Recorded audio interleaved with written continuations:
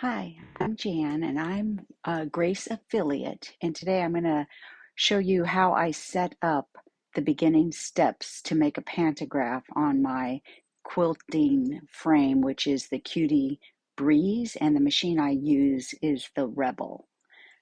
So the first thing is you find a pantograph that you like.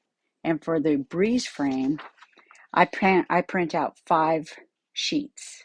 This one happens to be Belladonna from Urban Elements.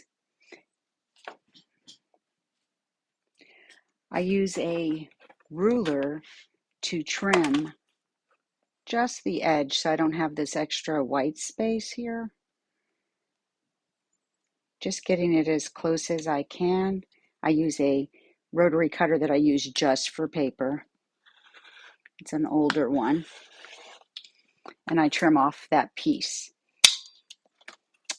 Then I take this piece and I match it on here till it's just lined up and tape it in place.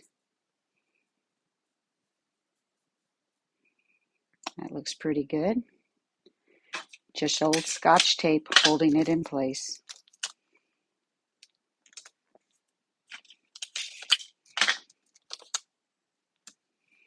And I repeat this process for 4 pieces. Here are the 4 pieces taped together, and the 5th one is reserved for later.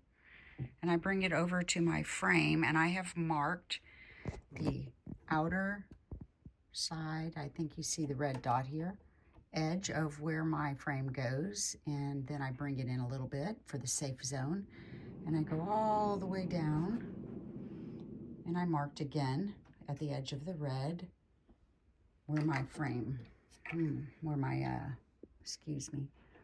needle stops, which is right here. That'd be the last place, and I bring it in a little bit. That's that white line. And then I put this blue tape 2 inches from my back rail as a placeholder. So every time I put a pantograph on, I can just set it along that line. Doesn't have to be perfect. And it allows me to be in the safe zone. Whoops, hit there because I wasn't on my mark. There we go. So the top part of this pantograph is unobstructed. If you come down to the lowest edge, there it is, it's also unobstructed. So I would be able to stitch that entire area. So I taped down this pantograph just on the edges to hold it in place.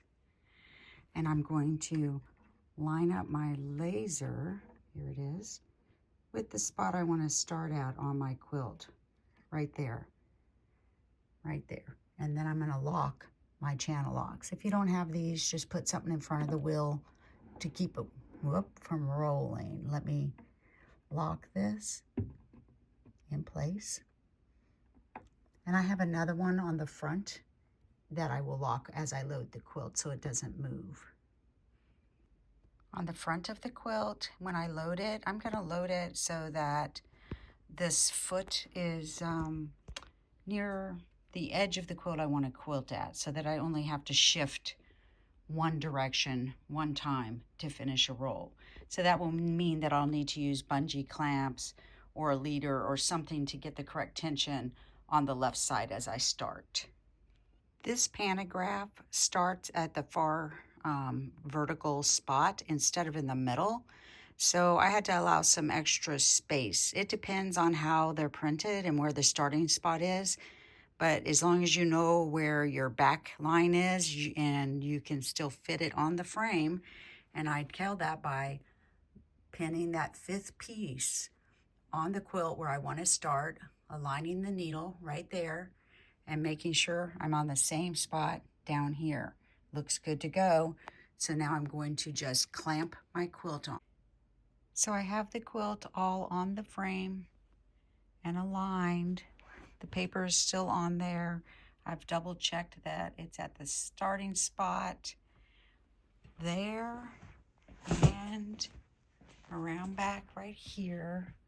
And I'm going to unlock my channel locks. And I'm gonna raise my needle. And I'm just gonna do a quick pass to be sure that I'm in a good zone here. Can't see that from here, but make sure you're in the zone for the full dark line of the pantograph. That gray clip gets in the way a little bit, and I may slide it. I probably will just slide it off until I get past that start, and then I'll put it back on. And now I'm ready to unpin this. Whoops, I guess I should go back to the starting spot. Let's see, right there. Unpin that. I'll just slide it up here under the frame. I'm going to put my needle down, and I'm going to start quilting this pantograph.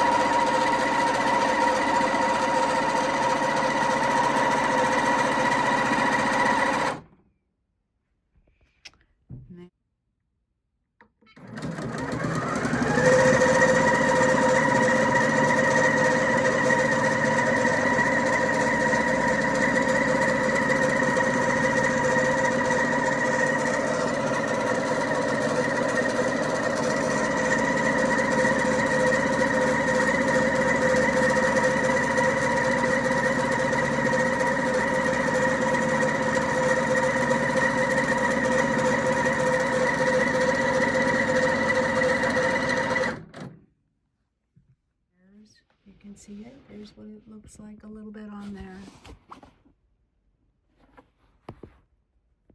When I'm quilting, I try to keep my eye ahead of where the red light is. If I look at the red light, I can't adjust. So I'm looking down in here, and if I'm going to stop, I always try to stop on a point and try to keep moving if it's a circle or a wavy line.